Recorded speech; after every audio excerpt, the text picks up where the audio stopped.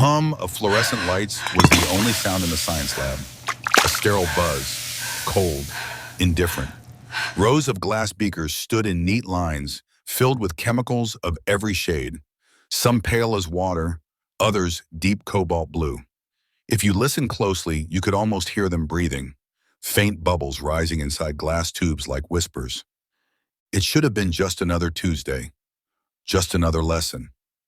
But silence had teeth that day. The scrape of a chair, the squeak of sneakers on linoleum, and then, like a strike of lightning, chaos. A hand shot out across the lab bench. White knuckles, bulging veins, fingers tightening around the throat of the only black girl in the room. Her back slammed against the cold metal counter. Glass rattled. A test tube toppled and rolled, spinning in circles before it clinked to the floor. Her body stiffened. Her breath caught. His grip was iron, cutting into the soft hollow of her neck. "Say another word," the bully snarled, spit flying from his lips, his face contorted with rage. "Say one more word, and I'll kill you." The room froze. Dozens of students in red varsity jackets, symbols of power, of untouchable privilege, watched. Some gasped, some whispered, but not one of them moved. Not one dared step forward. A phone lifted. Its screen glowed, red record light blinking. Then another phone, and another. The cruel theater of violence had found its audience. The bully's breath came hot against her cheek, thick with cafeteria grease and arrogance. His eyes blazed with the kind of anger that was less about her and more about what she represented. Difference, defiance, the quiet threat of someone he couldn't control. Her own eyes, dark, steady, locked onto his. Wide, yes, but not with fear. It was something else, something no one in that room could comprehend, because the girl whose throat he held wasn't just another loner. She wasn't just a face in the back row, a target of cruel laughter, a name scrawled on locker doors. She was trained, sharpened in silence, molded in fire. Her hands, now pressed flat against the counter, had once been taught how to break bone underwater, blindfolded, with lungs screaming for air. But no one here knew that, not the classmates filming, not the teacher who had stepped out. Not even Mason, the bully whose grip claimed her breath. He leaned in closer, his nose nearly touching hers. "Do you hear me? I'll end you." The camera zoomed in. A beaker at the counter's edge trembled, its blue liquid quivering with each second of restraint.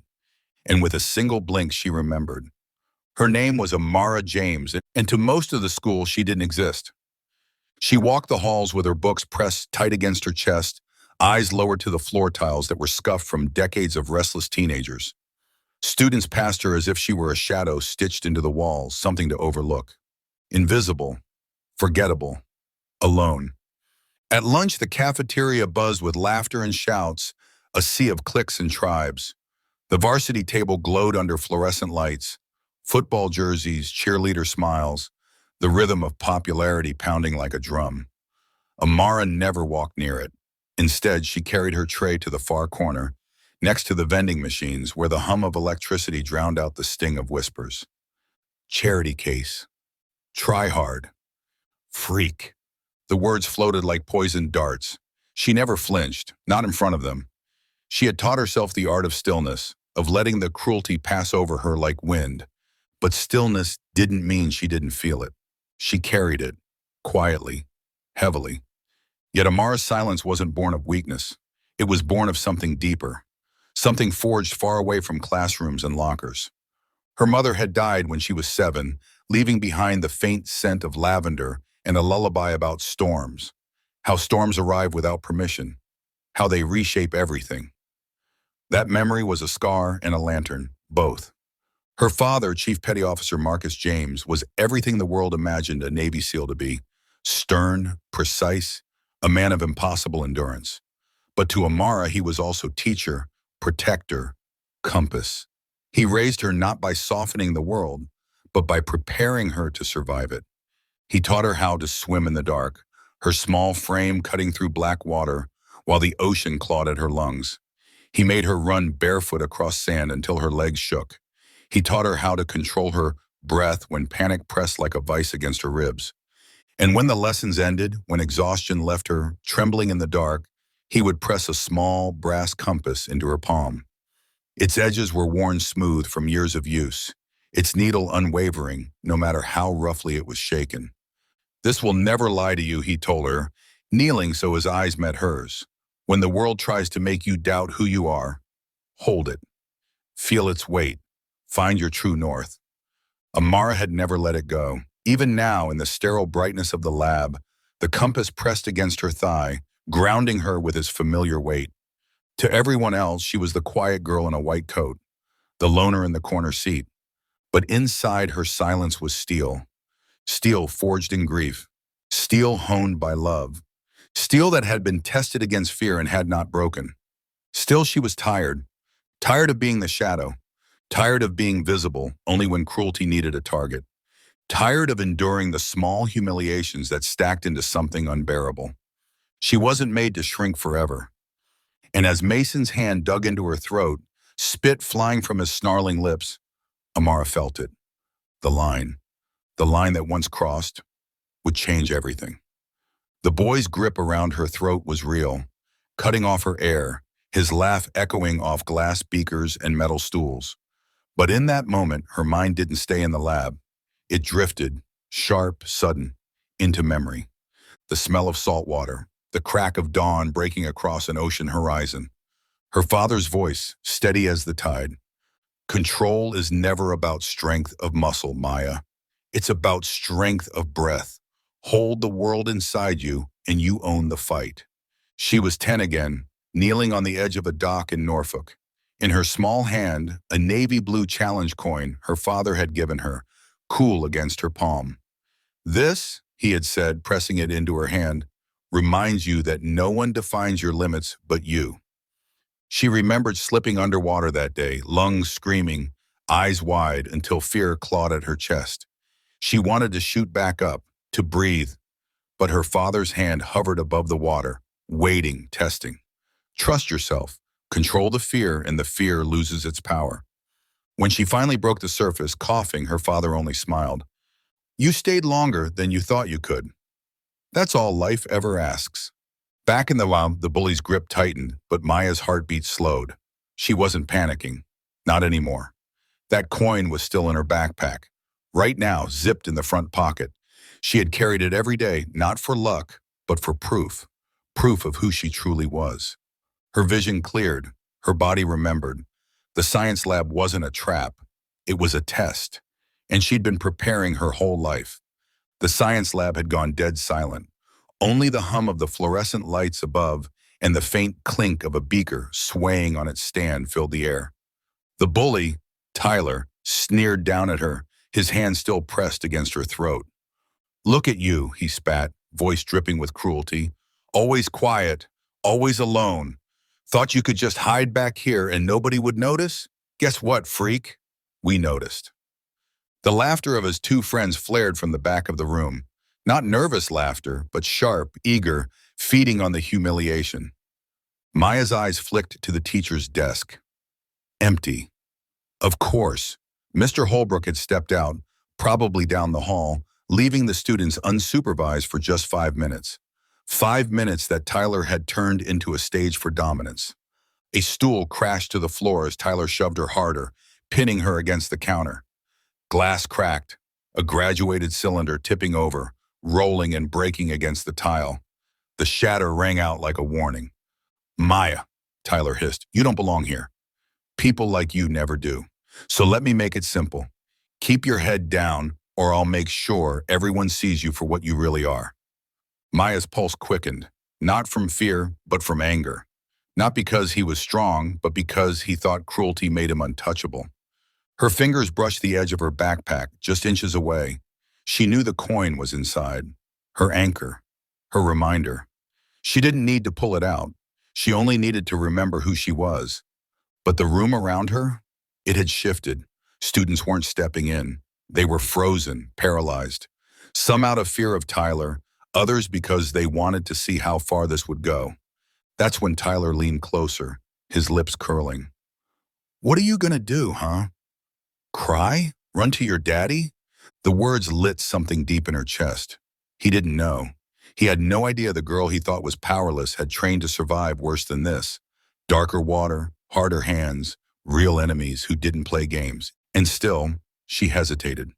Because if she reacted the way she was trained, there would be no going back. Everyone would see a side of her she had fought so hard to keep hidden.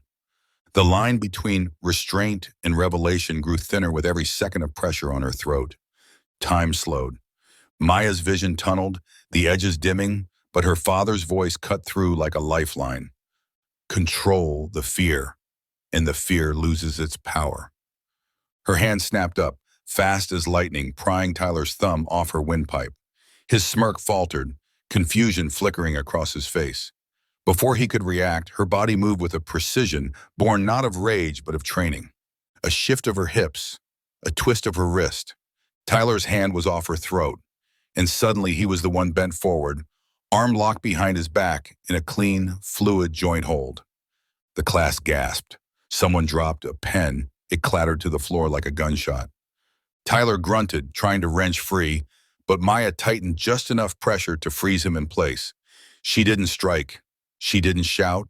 She simply controlled. Calm, efficient, unshakable. "Let go of me," Tyler barked, his voice breaking, not with authority, but with panic. Maya leaned in close, her words low, steady, only for him. "You don't touch me again." Ever, and then as smoothly as she had disarmed him, she released. Tyler stumbled forward, clutching his arm, spinning around with wide, humiliated eyes. But what shook the room wasn't just that she had stopped him. It was how she had done it. No wild flailing, no desperate struggle, just control, precision, authority. Tyler's friends didn't laugh anymore, their faces drained of color. The students who had been frozen now whispered in awe, trying to piece together what they'd just witnessed. And Tyler? He saw it too. In that moment, the predator had met someone who wasn't prey, someone who had stared into darker places and come back stronger. For the first time, Tyler looked small. Maya stood tall, her breath even, her eyes clear. She didn't need to tell anyone who she was. Her actions had already spoken louder than words. The door creaked. Mr. Holbrook walked back into the lab, a steaming coffee in hand. He froze at the sight, shattered glass on the floor, Tyler clutching his arm, and Maya standing in silence, the entire class staring at her like they'd just seen the impossible. "What on earth?" the teacher started, but no one spoke, not even Tyler. He opened his mouth, ready to spit out a lie, ready to twist the story like bullies always did. But something in Maya's eyes stopped him. It wasn't fear. It wasn't anger. It was command. The kind of command that made people think twice before speaking. For the first time, Tyler lowered his gaze. His friends shrank back. The balance of power in that room had shifted. Permanently. Maya bent down, picking up a shard of broken glass, holding it carefully in her fingers. The light from the fluorescent bulb fractured across its edges, scattering rainbows onto the counter. She set it gently in the bin, her movements calm, deliberate, like resetting the world to order. Inside her backpack, the challenge coin pressed softly against the fabric, a reminder of who she was and who she had become. Not just a survivor, not just a fighter, but a protector of her own dignity, of her right to belong. The whispers spread through the school by the next day, not as rumors of a fight, but as the story of the quiet girl no one had understood. The girl who, when cornered, revealed strength no one could measure. And though Maya never bragged, never told the full truth of her Navy SEAL training, she walked the halls differently now. Head high, shoulders steady, not because she wanted attention, but because she no longer carried the weight of hiding. As for Tyler, his silence became its own punishment. The bully who had ruled the classroom with fear now lived in the shadow of the moment he was exposed. Not just beaten, but outclassed. And maybe, just maybe, that was the beginning of his own reckoning. Sometimes the people we underestimate the most carry the deepest strength. Sometimes the quiet one has fought battles we'll never see. So the question is, how often do we mistake silence for weakness? When in truth it's the greatest proof of power?